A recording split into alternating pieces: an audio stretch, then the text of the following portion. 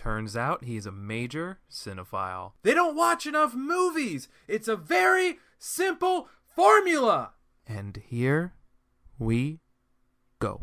Another week and another brand new fun movie or series just being dropped. If we aren't talking horror, you know what it has to be instead. You guessed it, something to do with superheroes, and we are still a bit far away from Invincible being done on Amazon Prime. So instead, let's take on the second Disney Plus MCU show. That's right, it's time for our breakdown of the Falcon and the Winter Soldier. Just like WandaVision before it, the show gives us more time to explore 1 to 2 main characters in this outing that includes the actors Anthony Mackie and Sebastian Stan. We also have some smaller MCU actors getting a chance to shine once again. Daniel Bruhl, who is a personal standout for me, and Emily Van Camp. We also get new ads in Wyatt Russell, son of Kurt Russell, and one of the main leads in the World War II horror movie Overlord, and Aaron Kellyman, who is no stranger to leading a renegade group of rovers fighting for a higher cause in the Disney family, previously doing this role in Solo: A Star Wars Story. So let's take a peek and see how it stacks up to WandaVision, how it adds and continues a story of Captain America, and tells the story of other characters in that world. And lastly, just how it is overall. Let's see if this latest entry is flying high and try something new in the process. With just 6 episodes, we're going to take a break from lists and go directly into episode by episode individual breakdowns. But that's enough for the preamble intro. So episode 1, you're on deck. So this show kicks off almost immediately super cool. The war themes from Captain America and the Winter Soldier are back, and for good measure, they put the same villain who started that movie off back in the beginning of this movie in Batroc, who once again has some awesome fight choreography. His character, the Leaper, is one of those random characters, but they have done enough to make his fight stuff cool, at least in his live action version. And all of the Sam gadgets are cool to see used in fun different ways. The beginning here feels exactly like any movie you'd expect to see from Marvel, with those high-end production qualities and stunts. It's actually pretty similar to the Dark Knight Rises Bane intro, which is arguably one of the best parts of that movie. It's tough because this scene that starts off the whole show might be the coolest moment action-wise for all 6 episodes. And it's not only in the first episode, but the first moment in that first episode of the entire show. I actually love our first look into our big bad group. The whole thing fits so nice into the larger Marvel world as to who the Flag Smashers are, and not so much anything super in depth. You know, we thought Batroc was a big deal, which no one probably ever thought, but it's nice to see this group. But even taking a break to see Sam deal with real world things, which is kind of a big staple of the show, and seeing Don Cheadle again, and just more MCU characters popping up in and out of this world, where WandaVision is literally more self-contained. The show takes a deeper look at the issues in the overall world caused by that infamous. And I will say, I do wish we had more Don Cheadle in this show. It really is just a hot moment in the beginning for a quick second, but I guess something's better than nothing. And in a military show, his character kind of has to be there, you would think. But back to that.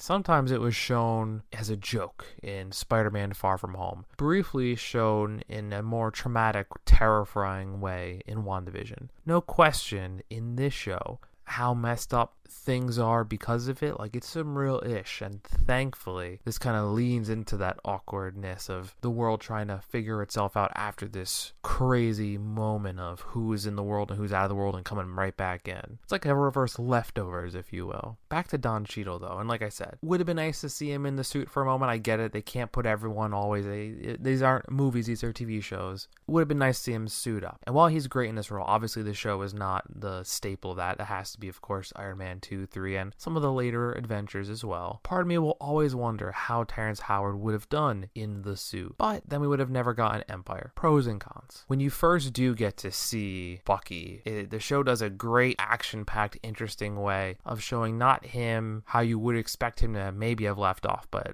right back in his assassin Winter Soldier ways. We as an audience aren't quite sure if this is past or present. You can assume, but you don't really know. And seeing him take out so many people Punisher style, it looks awesome. And it only makes me realize how much more Assassin Bucky we needed to see, and sadly only got a brief movie and a half to show those moments. And it wouldn't be a Marvel TV Disney Plus show without addressing trauma, my favorite sort of content. So this was a huge plus for me. This show is going to be taking a deep look at trauma. And I love the look on systematic racism it gave us as well. A lot of deeper, realistic issues shown in our superhero shows, in the way that those who make the media we consume are using their art to paint their truth and help us take note of and deal with issues either we're personally going through, loneliness and depression for me, and societal issues that we need to work on overall. Tip of the cap, Marvel, well done. This story is so much more linear compared to WandaVision, just so you know what you're getting into. This might be a spoiler early on, but the show just finished. Spoiler alerts all over the place. But both of these shows are great overall, very different. But Marvel TV on Disney Plus is 2-0 right now, undefeated. I am a bit concerned about what the Loki show is going to be, but Tom Hiddleston is awesome in that role. And of course I am down for some more Owen Wilson content, so don't know what it could really be about. It looks like Legends of Tomorrow, but Marvel, but I don't really know.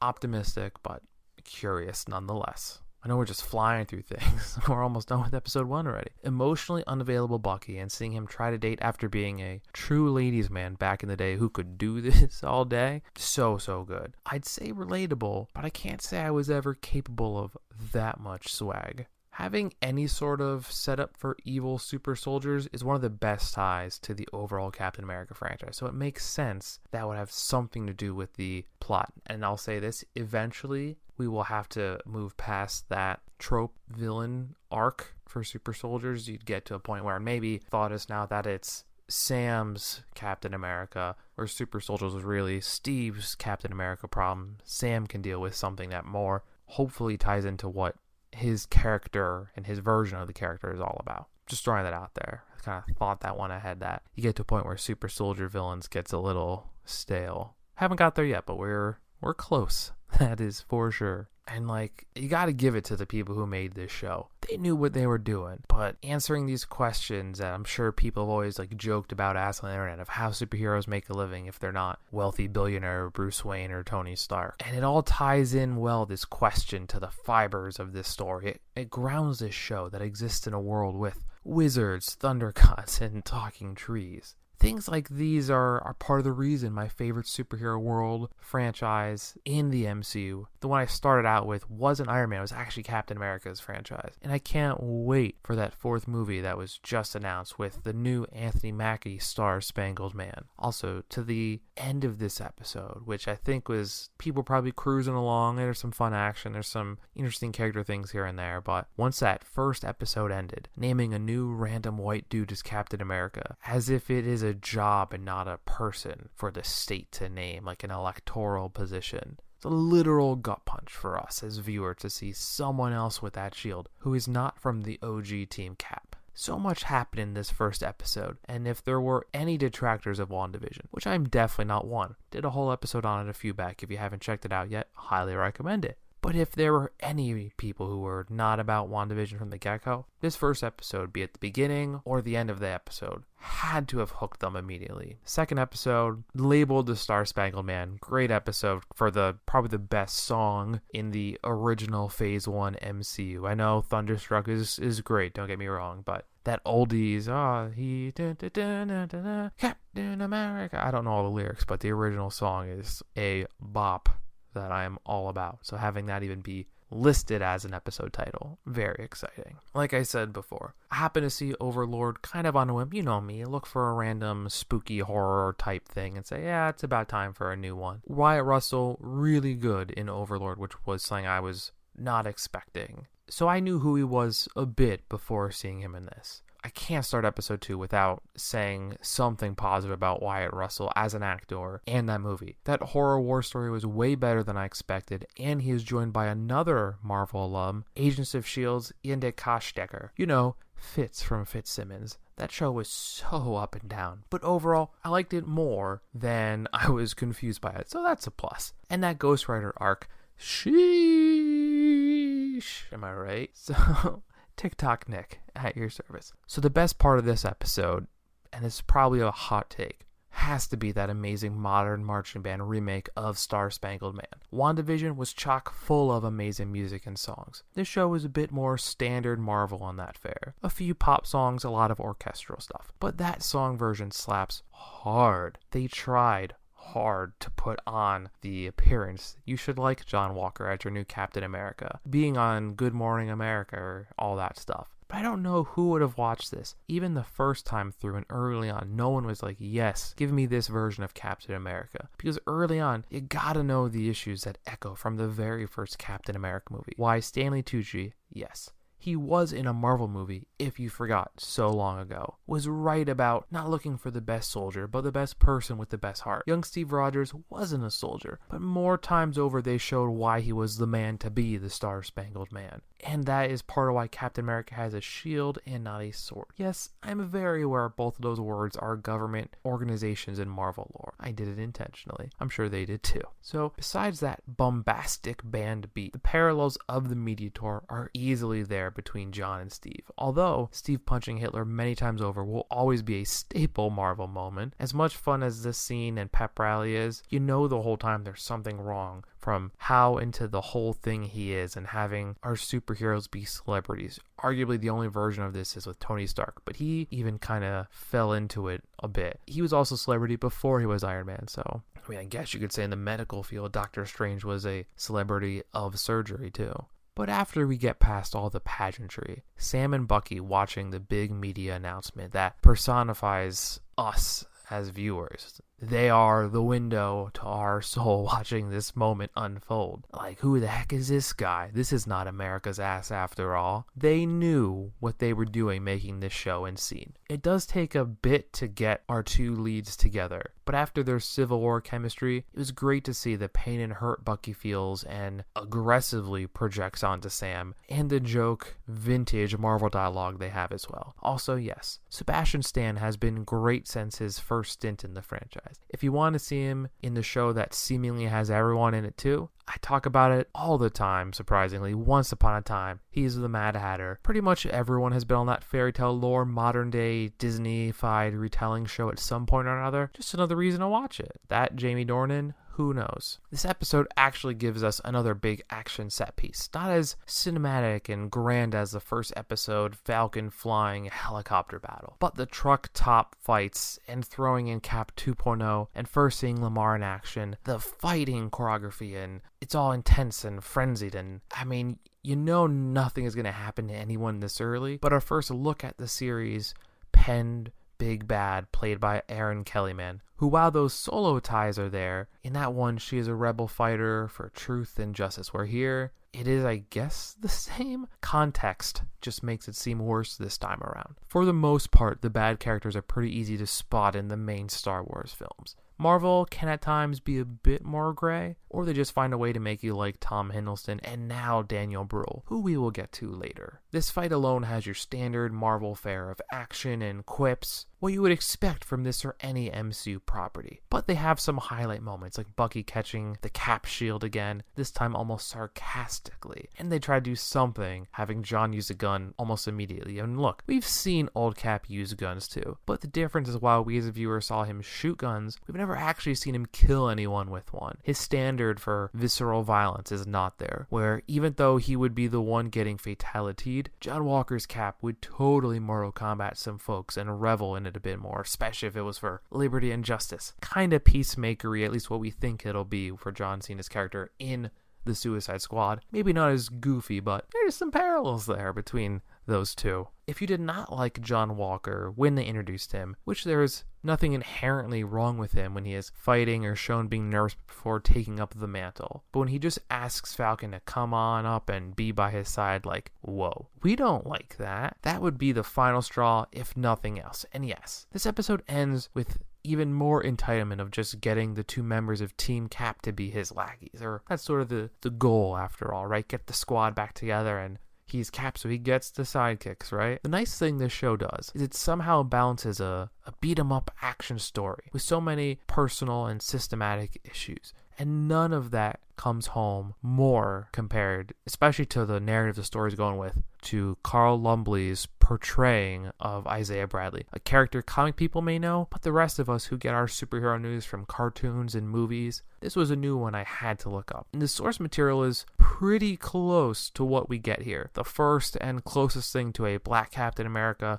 was at first rejected by the powers that be, and it was silenced and sterilized so no one would know. And we get to see the blowback and emotional fallout of a man who was as close to doing what Sam would eventually do if he took up the mantle. The story almost immediately tells Sam he was right to not have the shield and give it up, and the system will bring him down, regardless of what Steve thought of who the shield should go to. It's such a good subplot that ties into these themes woven into a story so deeply, and to have that immediately follow up with a mistaken police stop before realizing who it is, once again grounding our story and superheroes dealing with real world problems. NES racism. Also, Lumbly was awesome in his brief but fun and heartfelt role on Supergirl. I know those CW shows get a lot of knocks on them, but they're a little goofy and cheesy at times, but their heart's in the right place, and I do enjoy them more often than not. I'm not going to call it a guilty pleasure just yet. My guilty pleasure still to this day is probably going to be my entire go-through of Pretty Little Liars. Thank you, Jen, for getting me hooked. Tricking me, but getting me hooked nonetheless. But those are gotta be close-ish,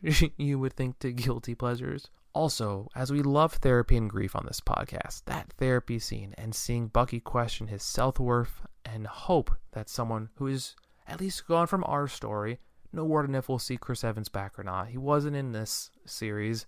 Maybe Captain America 4. Maybe that Skrull thing. That could be something.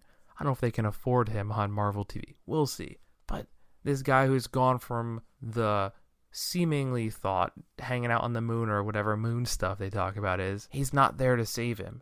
Not physically, but that helps in some small way that this guy, this beacon of all that is good, is there to tell him he's not some terrible monster, and that, you know, all the choices that have been made for him has seemingly led him to be this monster. Nothing like being seen by a superhero thing. Can't say this happened to me when I first watched that 2007 Nicolas Cage Ghost Rider film. Not the same, I don't think. It may take a bit to get going with Carly. All we really know is she has a cause and people she is trying to help. She is sympathetic early on, but you gotta know there are some evil things going on there too. And if nothing else, we get a tease at some big bad. And more importantly, we get reunited with an oldie but goodie. We get some Zemo time, which is a welcome thing to add to this show. That's already doing pretty good without him. While early on in the Power Broker episode, we get some less comical and puppet absent, unfortunately, Team America World Police Force. And this is great to show how different John's means of Captain America-ing are in contrast to what we've seen Steve do in the past. But more importantly, we get to see Daniel Bruhl eat up every line and moment on camera. Also, I'm reminded, and had to look it up again when I was recording this, how amazing his deleted scene from Captain America Civil War was, the intro scene that was supposed to be his. In this scene in question, he's stealing the Winter Soldier book from a bad guy's auction and kills everyone there. And it's even crazier, especially when now we know he has all this money in the world and is a true Baron Zemo character that we've been led to believe and told he was in comic lore. Also, his Ocean's 11 style breakout is a blast to watch. Maybe it's the fact that Daniel Bruhl is central to this episode. Maybe it's the fact that they find a way to really humanize and make you really empathize with Carly. Either way, this episode for me is some of the best that this show has to offer. Probably the best overall, strongest episode. Hopefully people know about how charming, yes, he comes off as a bit annoying, but the same fun in Zemo is present in Bruhl's Friedrich Zoller character in one of the best that Tarantino has to offer in Inglourious Basterds. Also curious to see what he looks like in The King's Man, that prequel to the King's Men movies. Thankfully, we get a taste of Winter Soldier action that we got a lot on in the first episode, but kind of absent in the second. Not as good as the flashbacks, but enough to have some fun and aggressive action with it. Just this whole setting of Madripoor, which apparently has some X-Men ties. I think they were trying to tease it but not go too far into it. But the whole grimy casino harkens back to the fun city elements that took place in Black Panther. Also, I kept waiting for people filming on their phones with Bucky fighting to come back and bite him. Like another element to his unredeemed, bad PR type look it has on himself. never happened, clearly didn't occur. But later on, that motive will pop up in a different episode to a different character. So I don't know what the point of the phones was in that moment, but it's interesting that took a turn for a different character in a different moment. Speaking of things popping up, this episode also brought together the last big member of our show's cast. Finally seeing Sharon Carter return after so long. It would not be a Captain America sequel without her. And ever since her lead role in Revenge, I've been pretty into any sort of action subterfuge thing featuring Emily Van Camp. The third episode of Falcon and Winter Soldier also gave us arguably one of the greatest dances and moments in the entire MCU. I am of course referring to the Zemo cut and all the extra dancing we could have ever hoped for. The Snyder cut was amazing and what it should have been from the start. Hashtag release the air cut, hashtag restore the Snyderverse. But the Zemo cut just hits different. It was bustin'. Sheesh. Close second for dances in the MCU as of now has to be the Sam Rockwell stage dance from Iron Man 2. I know that movie gets a ton of flack. I think it's a little bit unjust. No, it's not the best. But Sam Rockwell as Justin Hammer was perfection in the casting department and that dance. Looking back at all these episodes, they have at least one big action set piece per episode. This one, no exception. And like the best of this episode, every single character gets some time to not only have good dialogue and character arcs, but everyone gets in on the action fun. Sharon Carter and Baron Zemo both have a good individual set fight piece action moment, be it fisticuffs or shootouts. And they all act and fight in deadly and exciting ways. While Sharon's action is a bit more aggressive and awesome and longer lasting, seeing Zemo roll around and kick ass, all while finally getting a comic accurate outfit and mask. Even though I'm not a hardcore comic book reader, I like those moments a ton. As much as I love the X-Men movies of old of Fox, they always had this fun thing of teasing comic accurate costumes, but rarely going through with them for some reason. I don't know how Yellow Wolverine would have looked, but I would have been really curious to see it. For sure. You'd wonder why Sharon seems so quickly thrown out of the story. But that eventual end reveal, which you really need a second watch through to kind of get it all, makes it make a bit more sense. Just a bit. That end episode is something we will have to discuss later. But this episode was easily the best that we could have hoped for from the show. And while the focus is on those returning franchise character, this episode does remind us how Carly is also a true villain, no matter what her cause is. But if there was one huge surprise from the show, it had to be having any Wakanda ties to this show at all, something no one would have expected. While it would have been amazing to get Denai Guerrera, Florence Kasumba as the second most known member of the Dora Milaje, with Bucky's multiple ties to Wakanda as a White Wolf, and his past in the introduction to Chadwick Boseman's Black Panther, this episode did some amazing things, and that tease, chef's kiss, sensational to tail it off with.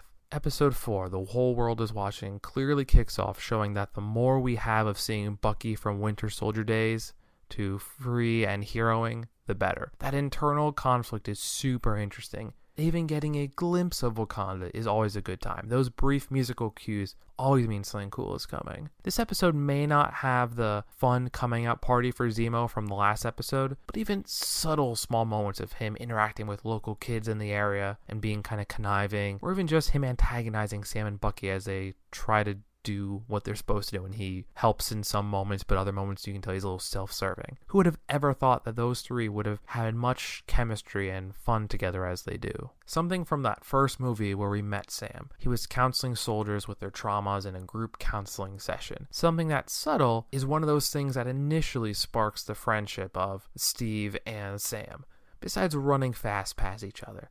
This element is not really able to be explored in movies, which is the nice part of the media of TV, but man, it's nice to see it touched on in this more time to grow with our characters show format. One of the better moments this show has is Sam almost taking down Carly using the verbal, non-confrontational skill set and shared experience that they have. It's a quiet but really powerful moment, and it really is nice to see this. It has parallels to Sam losing Steve and others, and this episode shows the parts of Carly that are clearly in lieu with the original Captain America, going as far as a character on her side comparing her to Captain America. Where most of this show, the ideas that are pushed more so, she's a bit more like what the eventual John Walker we see is by the end of this episode, and that the ends justify the means. Once these negotiations break down, Star Wars Episode 1 style, those negotiations were short.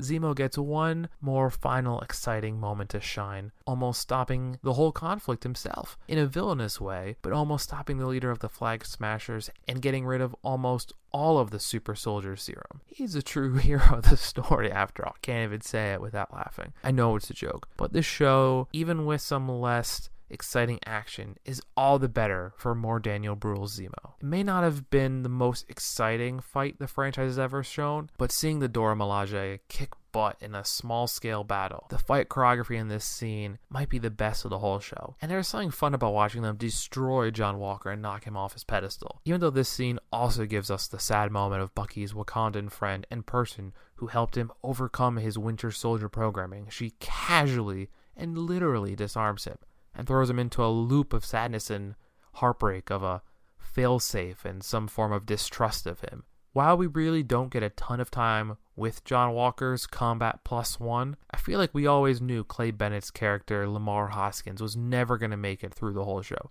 Kind of like Batroc and probably Carly. And while he is great when on camera fighting the big fights, his best moment is arguably one of the simplest. In contrast, Zemo and Sam earlier on discuss being a super soldier, and immediately Sam rejects the idea. But when Lamar and John have that discussion on why they should take it, Lamar echoes the same themes from the first Captain America. He is speaking like one of the Tucci gang. But even though he and Walker believe Walker to be good and the serum won't do anything bad, we the viewer know, especially with him pocketing it, that this is not going to end so well. Kind of wish we had gotten a look before at how John Walker was in the war and field of battle. Something about seeing the hell of war through his eyes and what he had to go through would go a long way to showing us what he did to get the shield and foreshadow the eventual downfall. Or show us him in war and make it spun as a positive PR to draw parallels of what happened for Captain America. I don't mean just him running in military thing. I wanted something real. The original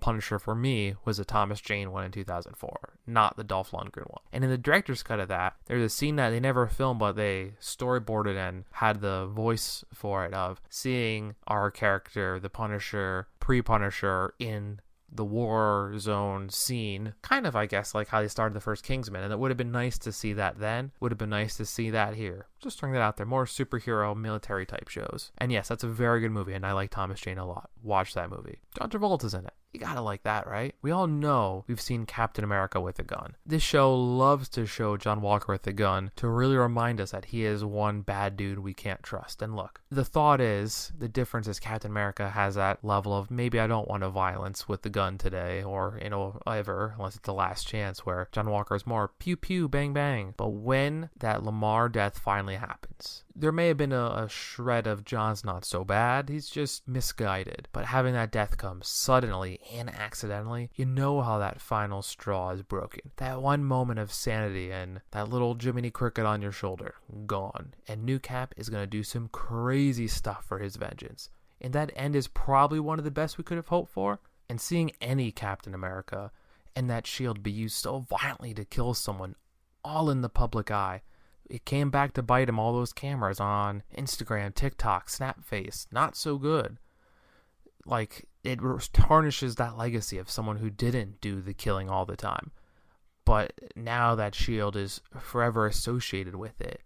That final pose of John with the shield, with all the blood on that iconic, heroic, majestic shield. Easily one of the best ends to the show. And 2/3 in, you're excited to see the conflict resolve itself, and the blowback of this insane PR nightmare and, like, live captured major murder, regardless of the circumstances. When the immediate fallout is not shown in episode 5, a little weird. Instead, we get something, I guess, better to start the episode off. We get a fight that parallels with the Civil War battle between Iron Man, Captain America, and the Winter Soldier. The 3-person battle with combos and conflicts and more, leaving all 3 members battered and broken up and worse off than we had started when the show kicked off. And I love some of those moments with some of the gadgets and some of the part where they break John's arm with the shield. Oh, that part was probably the craziest for me. And after that moment, the show does take a moment to breathe here. It kind of has to. Seeing the public disgust for John Walker, I feel like we could have seen more, but I get it. It's fine. Like in the public view and in the government view as well. Having both Sam and Bucky deal with their internal and external everyday life struggles, a little more Sam in there, but Bucky's in the mix.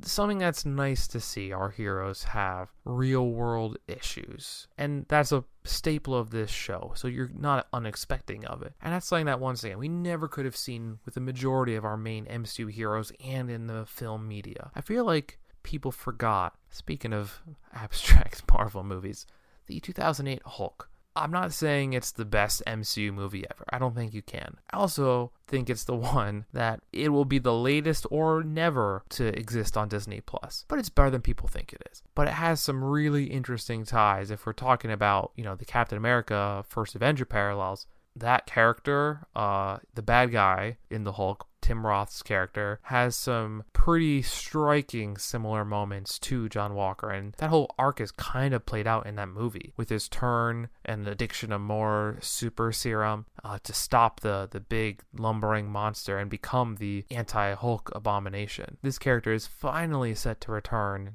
in its actual shown version, not just talked about in the She-Hulk show. So cannot wait for, hopefully we get to see a Tim Roth-y version, not just the Hulk do a little reverse Shrek or Shrek 2ing, but time will tell. There's also something that, while it's a nice reveal, I feel like it's lost on us a little bit with COVID-19. A lot of things got shifted and moved around in cinema, and Black Widow was supposed to come first, totally understandable. And instead, we're introduced to Julia Louis-Dreyfus's character debut, and it's sort of the evil version of Nick Fury, or the whole Injustice League thing.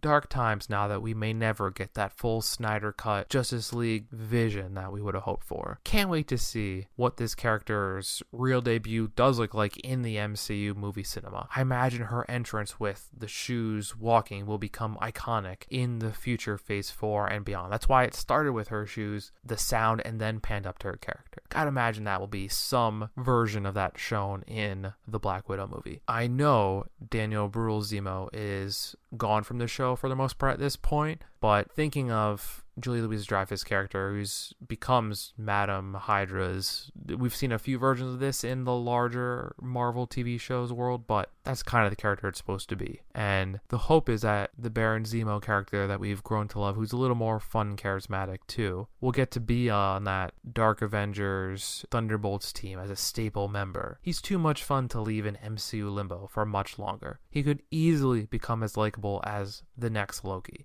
And now that he's in the Raft prison, he's where all the other bigger MCU baddies who aren't already dead live. And there's not a lot who aren't dead. So it's a small team, but that's why they started keeping some of their people alive. And who knows, maybe we'll bring back Michael B. Jordan's Killmonger. I know he didn't want to, but he's pretty good.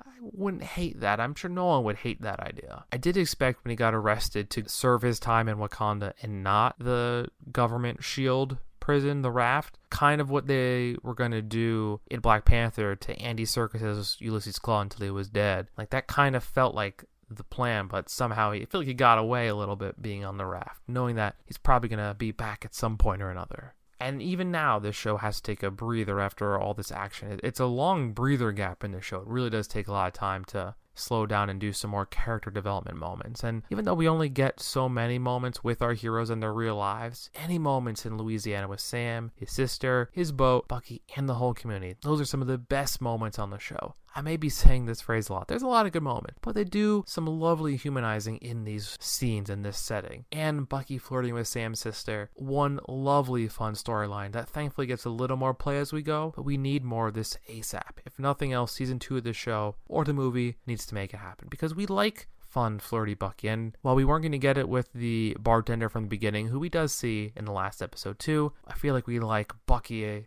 and Sarah just a little more than anything really. It's a fun interaction they have. And after all the fun of the family times, most viewers are pretty anti-Walker, right? There's no doubt about that. There's something nice about even humanizing him and being there to grieve with Lamar's parents and not just throwing that storyline away. It's nice that they bounce around a lot in this episode. It is very much Bucky, Sam, but the whole show is about them, so it makes sense. But We do get a little bit of Walker in there too. But back to the Bucky Sam stuff, because yeah, there's the shield throwing training montage, all that's great. But that one final huge therapy moment, even with Bucky getting his own therapy from someone else, having Sam, someone who's used to dealing with veterans and loss and traumatic stress and all that, providing his own version of therapy to help treat Bucky and start him on the path of getting better, like, so good. As someone who's dealing with their own personal shit, it has been for probably the past year plus. There's some really nice therapy moments you'll love to see here. This episode helps out our characters deal with these issues that can't be solved by punching or throwing a metal frisbee. And that change of pace does slow things down a bit, but it's nice to have some human interest story moments that would have been left on the cutting room floor of a 2-hour movie. They can't all be a Snyder cut. But thankfully, this episode does set up the viewers for a big conflict with all of the baddies teaming up to fight the government, where all of these things happen. NYC, baby. We do get a 7 what's in the box moment and some more shadowy hidden moments with Sharon Carter, all while tying her to Batroc, who is back at it again, and a John Walker Iron Man montage of making a homemade bad shield substitute that we know is not going to work. All of this promises a huge conflict to end the season for an explosive finale. But did we get that? I won't leave you in suspense. We kind of got it, but that kind of is all I can say. When Falcon is shown as Captain America, rocking the new suit and the shield, such a cool moment. Even though Batroc will never be an important MCU character, especially since this is his last time we see him, while he's fighting Sam, which is a really good-looking fight, his line of "the robes don't make the monk" is something I still think about how fun and clever that little brief one-liner is. While we first have fun potential love interest Sharon Carter when she's first introduced, not knowing her last name is Carter. Then we get action-packed Agent Carter, who Steve put in a weird family generational romance story. That's his one awkward part throughout the MCU as a whole. And now she's certified badass power broker Carter. And seeing her actually take out folks in a bit of a ruthless manner, we like that. And we got teased in that in the power broker episode too. I don't know how I feel about her arc. That was just a bit rushed for me. She was demystified and had some issues from the country based on trying to steal the shield for Cap and doing the hero thing. Didn't get the pardon like everyone else. But like WandaVision, 1 or 2 more episodes would have really helped both shows. More time to get some B and C storylines here with some of those minor characters. And in WandaVision, having more Ralph Bohner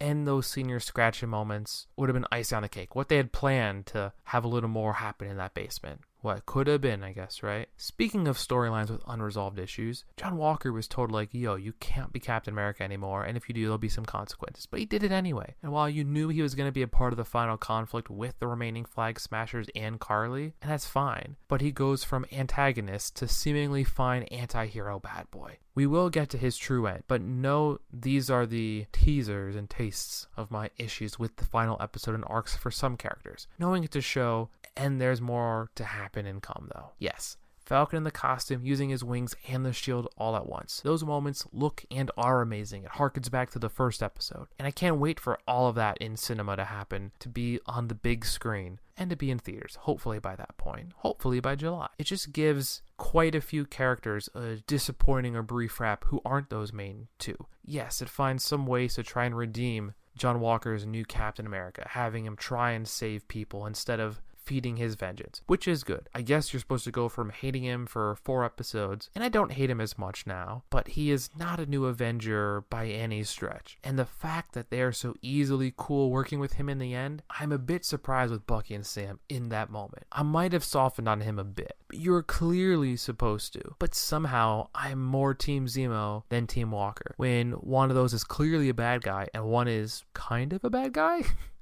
And pretty quickly, he and Bucky are making historical references and jokes together. It all just feels wrong and too quickly wrapped up. Maybe I expected too much for a full villain Cap. But what can I say? This is my podcast and my opinion after all. And while I want to see more Agent Carter Power Broker, and we're going to get it, I just wanted to know at least a bit more about why and how this happened. Like a flashback episode centered on her and her struggle would have been phenomenal. Waiting for the past in this moment just doesn't feel right somehow. But you know what does feel right? So right? Having the show not just end with Sam saving the day, he has an actual conversation about what's wrong in the world and, gosh, the messaging put out in this superhero show. The social justice issues being discussed and seeing some airtime in a place where a ton of people may not expect it. Getting that message out in a superhero show helps transcend these Marvel Disney Plus shows. Depression and social justice are things that I love to see mixed into my superhero content, and hopefully all of us can learn from these. Not sure what the grand point of Loki will be. Well, besides us all loving Tom Hiddleston in the role of Loki. So how does this show end for our main cast? Well, Carly clearly dead. John Walker is set to finally be his US agent role. Hopefully we'll get to see him again in some capacity in the role. Maybe with Zemo and hulked out Tim Roth in the Suicide Squad Marvel equivalent that is the Thunderbolts. Sharon is probably the most unresolved storyline. She gets her full pardon and is back working in the American government, which is all great, but her villain turn, which seemingly popped out of nowhere for me, just doesn't make sense. I don't get that. That's the most confusing one to me. I like her being ruthless, but I don't know if I get her being full villain. It doesn't, I don't know, it tarnishes the Peggy Carter that we knew, and gosh, we needed more Agent Carter badly, and if there's any world we can get to season 3 of Agent Carter, that would be crucial and so good.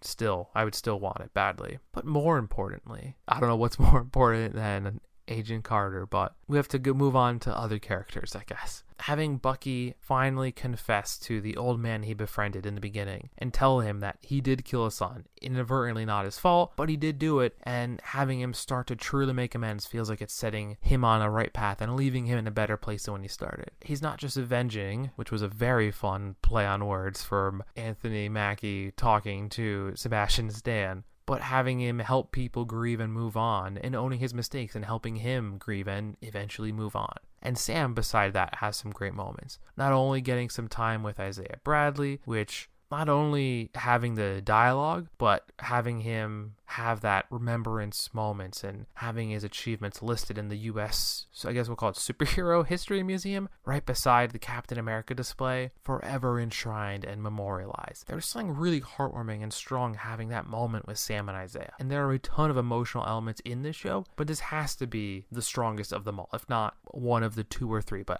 that's probably number 1, I would say. And this is followed by one of the funnest moments to wrap this chapter up. But we know we'll be coming back for more. That's to be sure. But the cookout, taking us back to Sam's family, and literally inviting Bucky to the cookout, yes. Could have used a little dialogue, and more Sarah-Bucky flirting. It's something I desperately wanted more of. Just hoping it's in season 2 or the movie in some capacity. There is for sure confirmed Captain America 4 with the people who made the show, with Anthony Mackie and Sebastian Stan, back for the ride. No word if Wyatt Russell will be back, and hopefully Daniel Bruhl will have more time to play in the role. Those 2 characters may be in their own little world. This could have just been another thing to get them started on the next path. Who knows? But I gotta imagine badly we need to have Emily Van Camp's character tied into this world. We can maybe move Wyatt Russell and Daniel Bruhl. We have to have Emily Van Camp here. There is no question. I know Julia Louis-Dreyfus will be back in the Black Widow movie. That movie was gonna set up her debut. Can't wait to see that and look forward to that. Disney Plus premiere is option 2, in theaters 1, but some way I am watching this movie, maybe with cookie dough bites, maybe with a Coke Icy. We'll see. Diet Nick says no, but movie theater Nick says that sounds pretty gosh darn good with some buttered popcorn. But overall, the show itself, I liked it. I liked it a lot. There's no doubt about that. I hope this wasn't hindered by some of my criticisms, but I think they did a great job with Falcon the Winter Soldier. The 2 title characters, like their stories, thankfully, were some of the best told and most complete, with room to continue after the fact. The Zemo moments were amazing and felt very much like they did with Jimmy Woo on WandaVision. Highlight character for a smaller role. Zemo had a bigger role than Jimmy Woo did. And you liked what you saw, you want more, but you don't have to get more if it doesn't happen. That's fine. My big issues were letting John Walker seemingly get away with all the bad things he did and making us dislike him to making it all cool and he's all good, apparently. Don't like that at all. And it all felt like they kind of rushed with a barely told Van Camp story, like quickly through it. And yeah, she's a power broker, but that reveal happened super quick, and I just wish there was that episode, like I said, that showed the descent from her, like a whole episode, her on the run, how this happened, and now she's it. That would have done it for me. That thing alone, and I don't know exactly what I would have wanted from John. I feel like if John Walker was in the prison, then maybe Julie Louis-Dreyfus broke him out, and that's how he became a part of her squad. I'm just spitballing ideas here. I'm just throwing those things I feel like would have made this show just a little better. Really good, but that could have been better. They did amazing work with their leads and the stories of both racism and guilt, but just missed the mark on some of their secondary, but still important enough characters. Something WandaVision did a bit with White Vision, leaving us clueless about what's next for him. Like, at least the twins, we have a clear idea they're going to be part of the next saga. And I hope Ralph Bohner, I swore I saw something that Evan Peters' version of the character is going to be in the next two things in Spider-Man and Doctor Strange 2. I don't know if that's official. I love the idea of it to somehow make him the Quicksilver that we all know and love from the X-Men movies, and maybe bring in some of those X-Men characters. I don't know how they could do it, like Michael Fassbender in the role a lot, like James McAvoy in the role a lot. Time will tell, I suppose, right? But what did you think of... Wow, we really went on a Marvel tangent at the end there. That's okay. Not an MCU tangent, just overall Marvel. Gotta love it. Superhero Nick, after all. But what did you think of the second Disney Plus Marvel show? Or more importantly, how many times have you watched the Zemo cut dance? Hit me up on social, Knickknack Movies or Knickknack_IC on either Twitter, Instagram, or TikTok. Well, that's all for me, so cheers, and until next time, cinephiles. Are you not entertained? I think this is gonna be the beginning of a beautiful friendship. I don't like goodbyes. Let's just call this see you later, alligator.